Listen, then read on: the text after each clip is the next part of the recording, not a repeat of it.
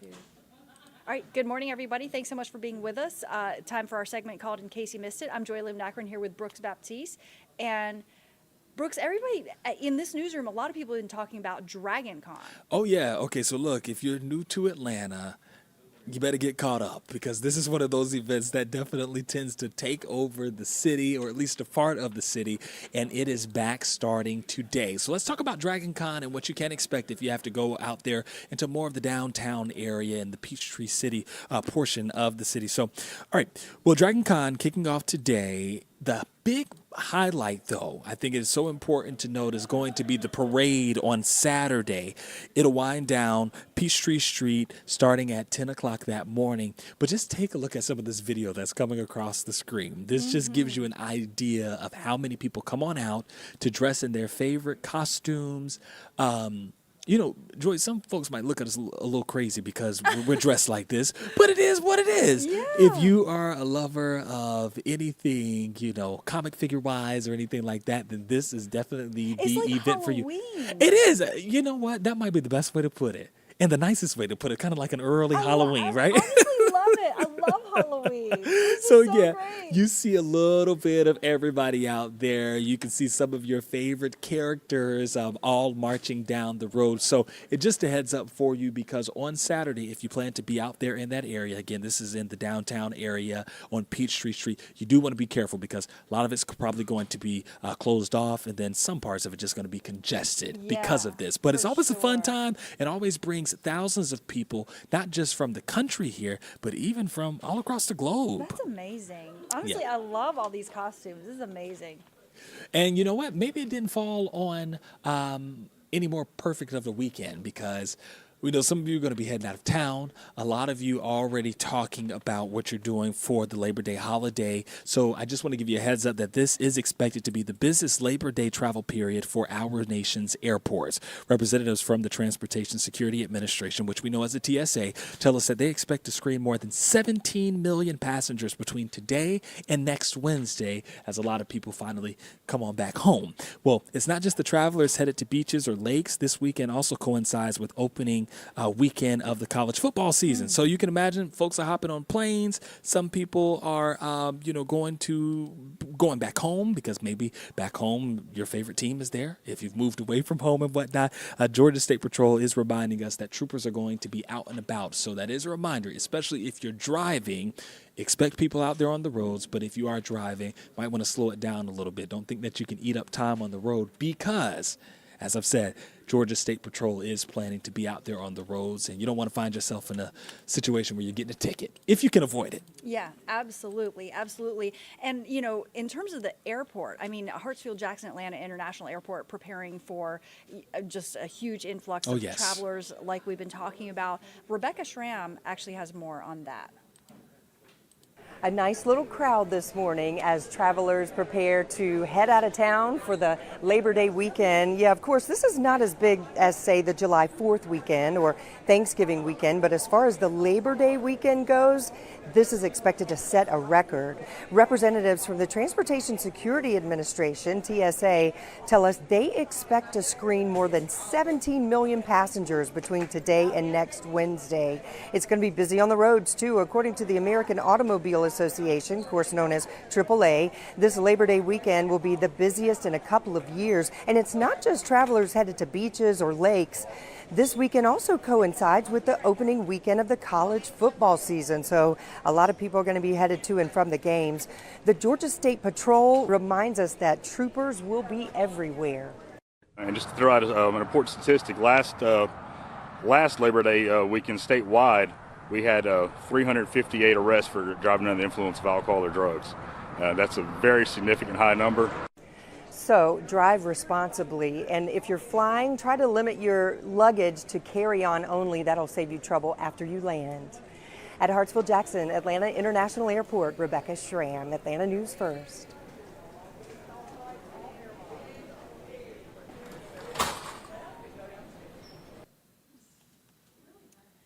And what a somber day for so many in Carroll County. Just hours from now, the funeral for slain Carroll County Sheriff's Deputy Taylor Bristow. He lost his life while simply doing the job that he loved.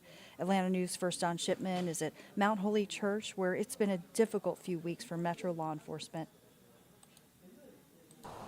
Friends and family will gather here at this church, along with law enforcement from all across the state and neighboring states. This funeral getting underway at 2 o'clock this afternoon. Bristow died Friday after spending several days in the ICU at Grady Memorial Hospital.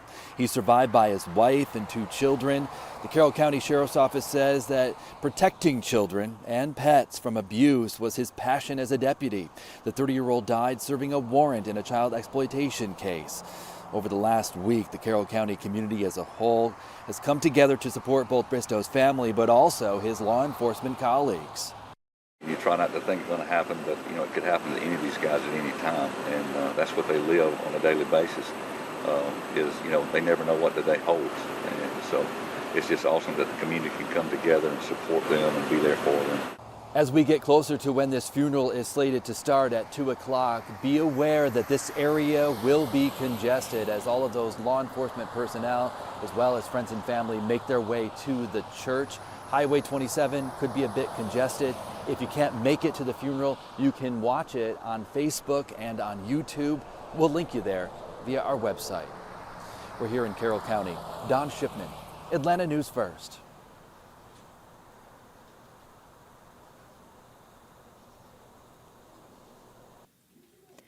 All right, turning to a showdown at City Hall, Atlanta leaders and MARTA officials squaring off for the first time since an audit suggested the transit agency owed the city roughly $70 million. Atlanta News first reporter Patrick Quinn has more.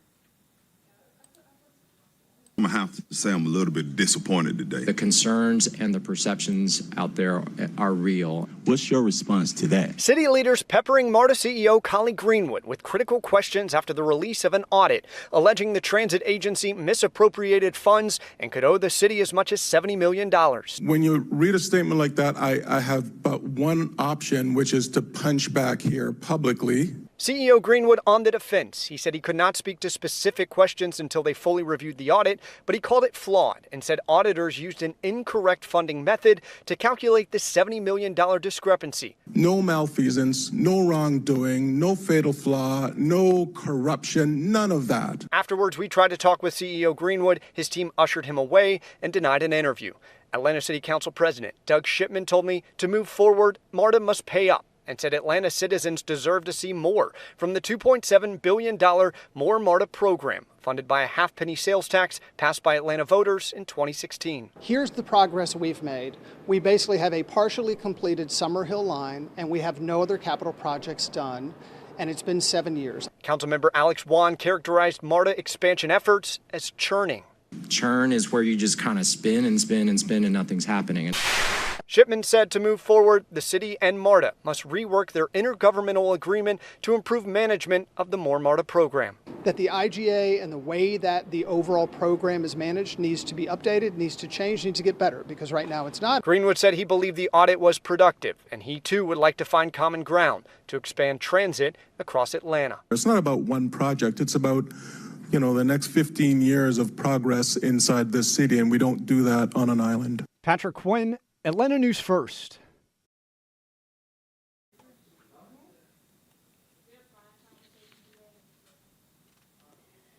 And the power of Paralympians inspiring a new generation of Georgia athletes now. Atlanta News first reporter Sawyer Bussey tells us that they are playing for fun, but also making a statement at the same time. To play the game of basketball, you need a person with drive, with skill, with passion. These teenagers have it. We have had hundreds of athletes that go on to play college wheelchair sports. These are Blaze Sports athletes. The nonprofit teaches adaptive sports to people with disabilities. The organization was born out of the 1996 Atlanta Paralympic Games. They play for fun, for community. Some of our kids are the only one in their school that are in a wheelchair. It's less about being competitive with one another and more about just kind of knowing each other's stories and being able to learn from one another. So it's a chance for me to get myself out there since I'm homeschooled and I never got a chance to get many friends. But every dribble on the court, every basket made says something to the world around them. It's kind of like closeted that like people with disabilities shouldn't be able to not shouldn't be able to, but it's not really something that's meant for them. So it's nice to kind of find Blaze and figure out that that was something I could do. Like, you can never judge someone just based off of them being in a chair because, like, you know, everyone's different and, you know, it's not always what you think. The world looks at people in wheelchairs and they're like, oh, well, they can't really do sports because they're handicapped, but that's not the case. Sports has always been an arena big enough for us all. Adaptive sports, whether it be the recreational level or all the way up to the highest levels, is available, hopefully in your community, certainly through Blaze in the Southeast. Like, recently, there's been a lot more inclusion and stuff, so it's been nice.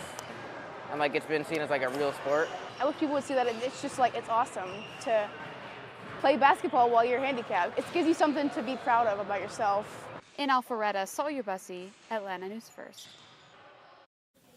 Thanks so much for being with us here on Atlanta News First Plus. Of course, more on this and all the top stories on our website, atlantanewsfirst.com, also by downloading our free app. Thanks for being with us.